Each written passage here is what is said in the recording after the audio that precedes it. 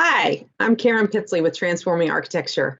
I'm here to talk to you today about creating an accessible home.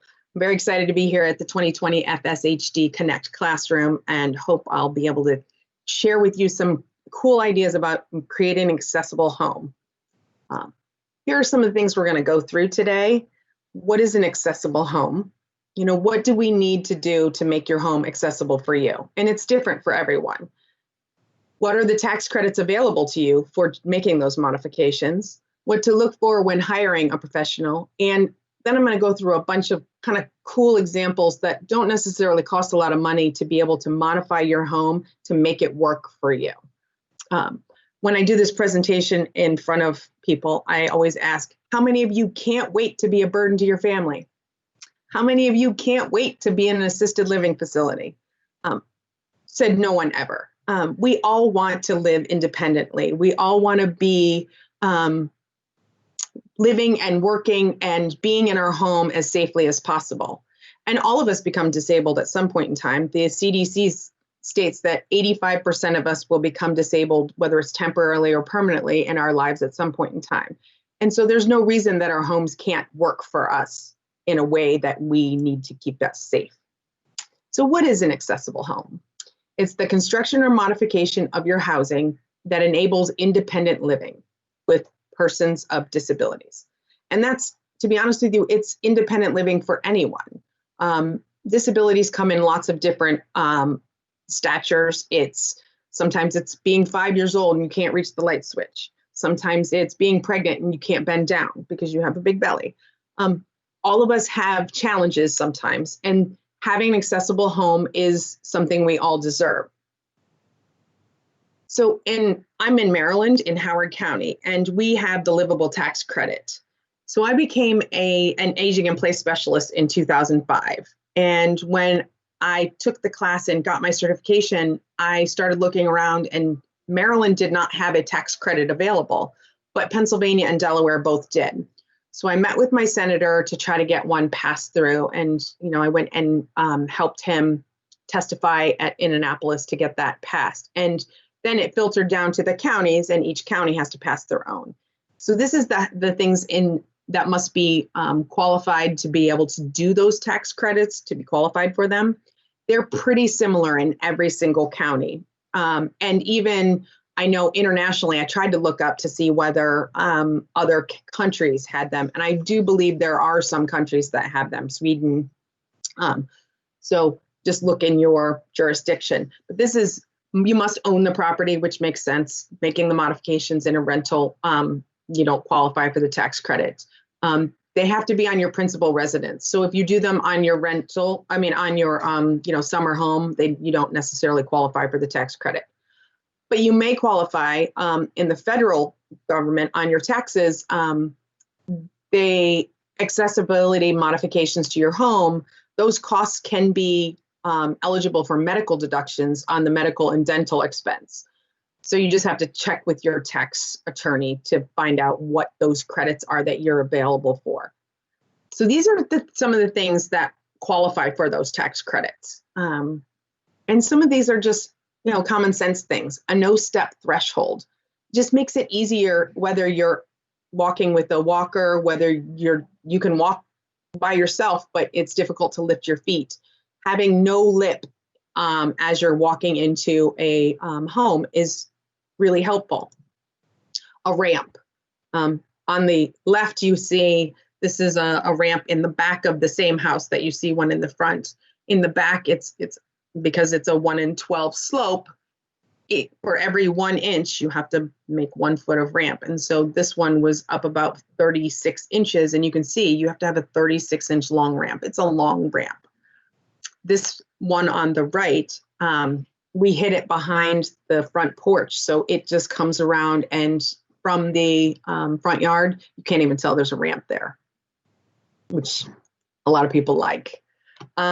Interior doorways, they must be at least 32 inches wide.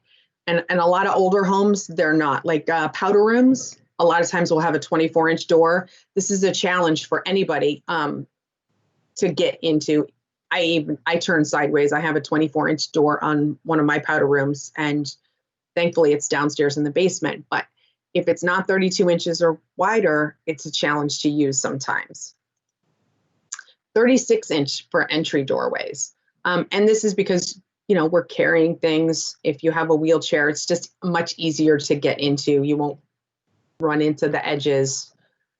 Another huge thing, this one says exterior lighting. You can see there's a light fixture in the doorway here. Lighting is key, and we'll talk about that a little bit more later. The bathroom, a lot of accidents and challenges happen in the bathroom. This was done several years ago. This client's mom was in a wheelchair. Actually, she had a scooter. So we created a 0 threshold shower so she could just roll right in, transfer to her shower chair, and it was safe and easy.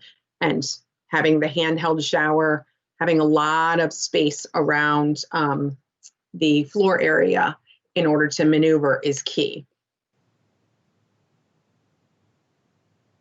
An elevator or lift. A lot of people have the preconceived notion that an elevator is crazy expensive. Honestly, $30,000, you can get an elevator installed in your home.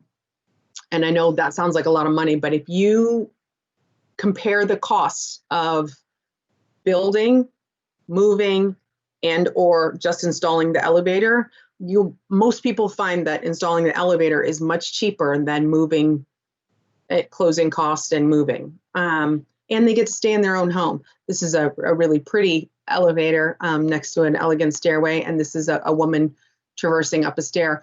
A lot of counties in Maryland and in surrounding states, probably nationwide, have pantries. They're, the one in Howard County is called a pantry. You can borrow a chairlift and install it kind of rental. And then when you're done with it, you give it back. It's a really great way, so you don't have to spend the initial investment to get it installed. You just have to pay for the installation, and then when you're done, you return it back to the pantry. Alarms and appliances. So movement isn't the only disability. You can have visual disabilities. There hearing loss. A lot of times alarms, when they have the auditory issues, they can have a visual component, or vice versa. So who can I call to assess my home? Aging in Place, the National Association of Home Builders does the Certified Aging in Place classes, so that that certification, and it's one that requires continuing education. So an architect can get it, but you can also, a contractor can help you out with any assessments that you're going to do in your home. How ours works is we come in and we meet with the homeowner. Sometimes we even offer to bring an OT into this meeting, because it's got to be really personalized to you. And we do a full assessment that includes cost estimates. So this is, there's a sheet here. This just shows what we kind of go through. And I can email this to anybody who is looking for an assessment, because you can do this on your own. You can just walk through and handle the checklist and see what places in your home, because you may not need a whole accessible bathroom, but there may be pieces that you can just say, oh, well, if I change out my faucet, it might help me a great deal. So I'm going to show you some examples of what accessible design looks like. This would happen after your initial consultation. You would go through this whole accessible home evaluation.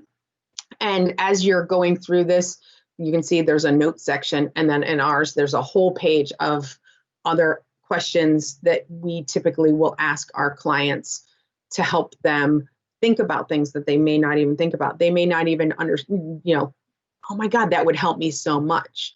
So I'm going to show you some examples of projects that we've done.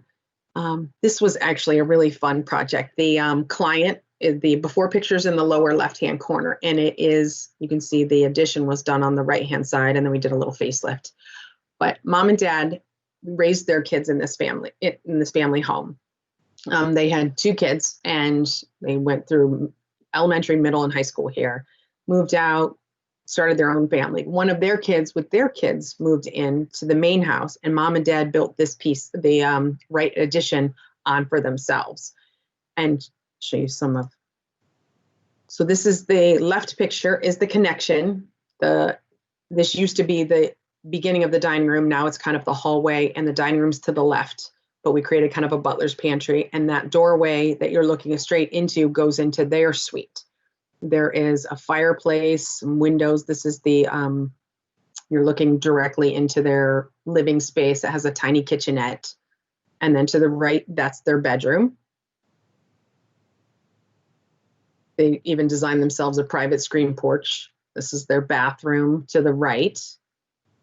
Fireplace. It's really important to have an extra heat source because older people have, and people with circulatory issues tend to have harder time staying warm.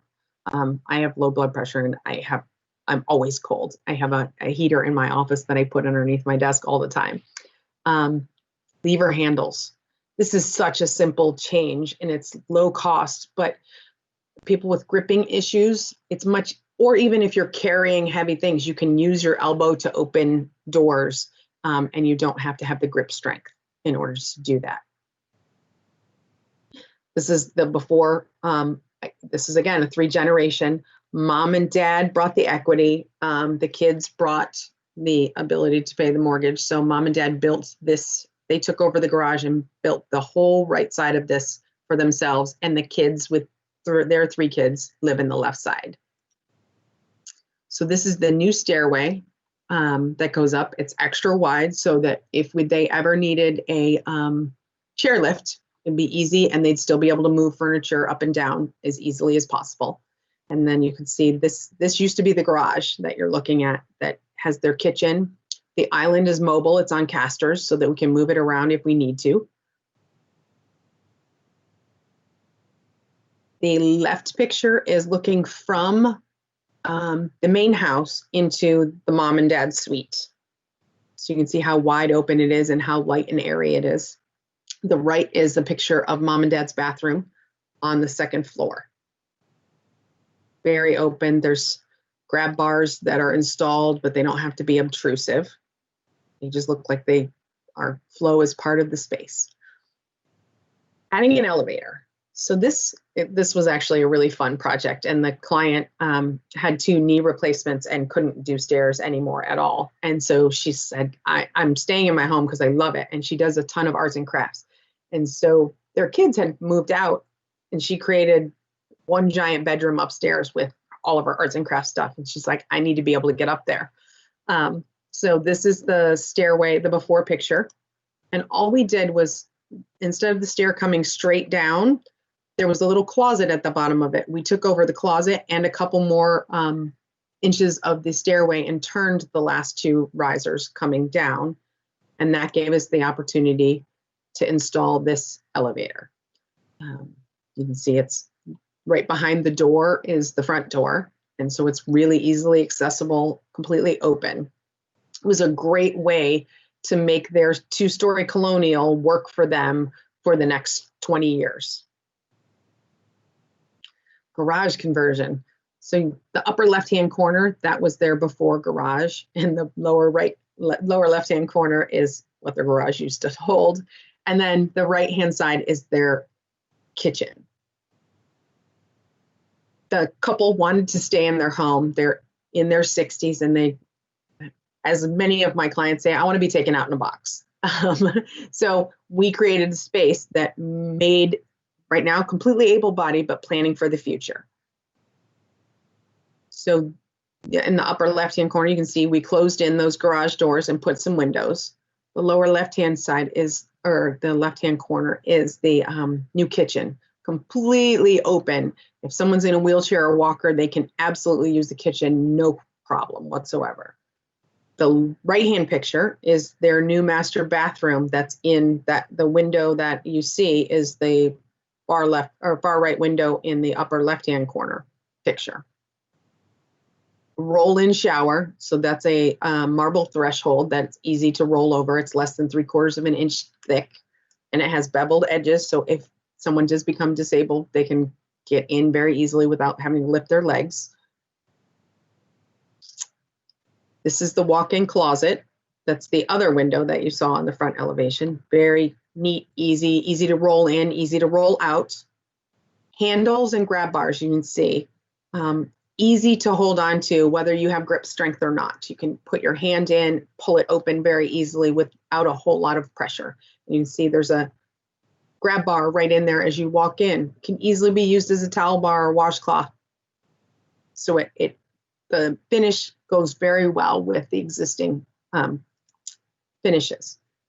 Handheld shower with a shower niche so that things can be set easily in reach. Not a whole lot of, they don't have a bar, but they didn't want a bar until they needed one that will slide. And I'll show you that in a future slide. And then you can see that threshold right there on the roll-in part of the shower on the right picture. Lever handles. Again, this is an easy one to change in your house. Is instead of knobs that are hard to grasp, this is very easy. You can use your wrist to turn water on and off. Ramp design.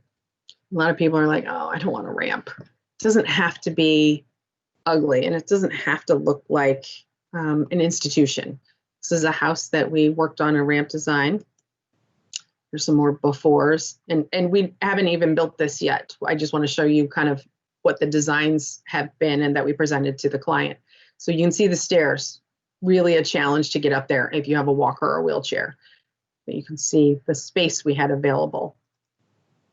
So design one, we just created a knee wall with a nice, easy sloped ramp. There's still stairs in the front, but the rest is a ramp that's hidden by a garden wall. Again, very elegant, very pretty. There's ramp design two. Again, gives us garden walls, a lot of places to plant, looks very elegant, and it's a very smooth transition up to the front door. And then the third design, it's a little bit more modern in its design, but you roll up from the driveway, from the new sidewalk up. There's a little pergola and sitting area that makes it more elegant and has an easy sitting space if someone gets tired on their way up. And accessible features. These are some of the things that they're easy to install. They don't cost a lot of money, but really can make a difference in how you live. This one is a full wet room. The entire bathroom is a wet room. So there's tile on the two walls that are the shower. And you can see there's grab bars along the way. Everything's easily reachable. This person was in a wheelchair. And everything's reachable, grab bars everywhere so she could stand if she needed to, which she could at times.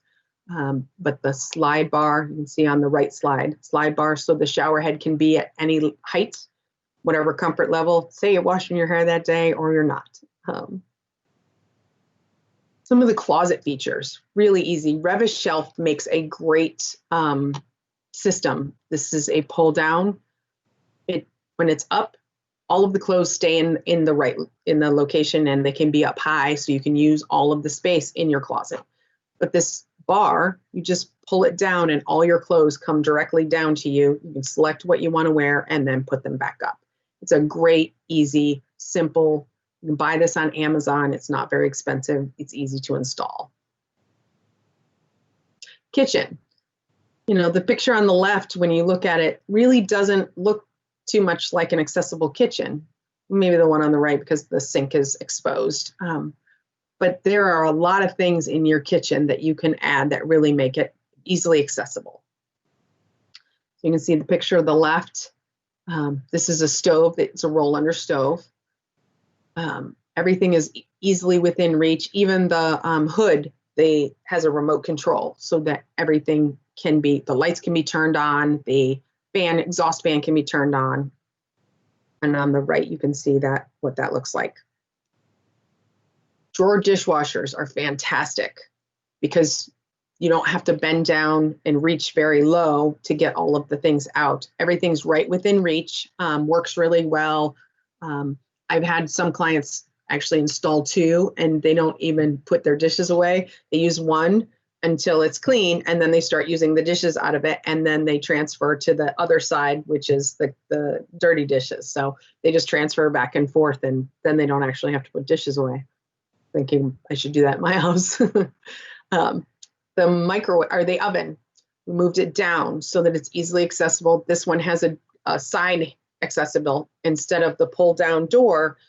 This allows closer reach without the door being in the way. It's much safer and much easier to use for someone in a wheelchair or with a walker. The accessible features for cabinetry. This is a pull-out pantry shelf. Oops, I'm sorry. That you can see, you can put so much spice. She has spices in here, but you can put canned goods, you can put lots of things in here, and they're right at reach because this is the countertop. Handles, again, I can't express this enough. Handles are not expensive, but to be able to not have to grip with a knob and easily be able to slip your hand in and pull, and then you can use different muscles to be able to open cabinets, top and down, bottom. This is another Rev-A-Shelf feature, which is one that I really like. It's available on Amazon as well. So your upper cabinet, this is installed in there, but you can see, you can just grabbing the bar that's at the bottom, there's a handle you can see with the black handle spot.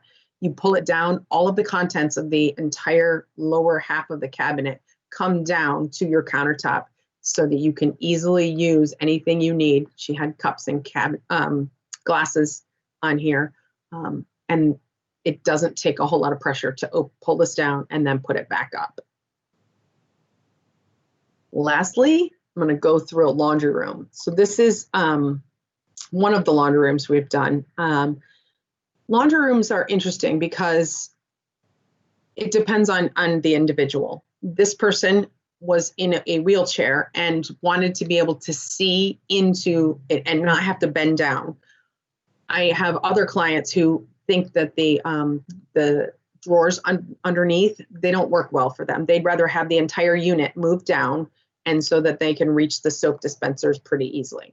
So like I said, this person was in a wheelchair, but they also could stand. So they didn't mind having the upper soap dispenser area. On many others, so top loads are kind of out. They're just a challenge altogether, but the front loads, if they're set down, if you're in a wheelchair, a lot of times it's really easy to use.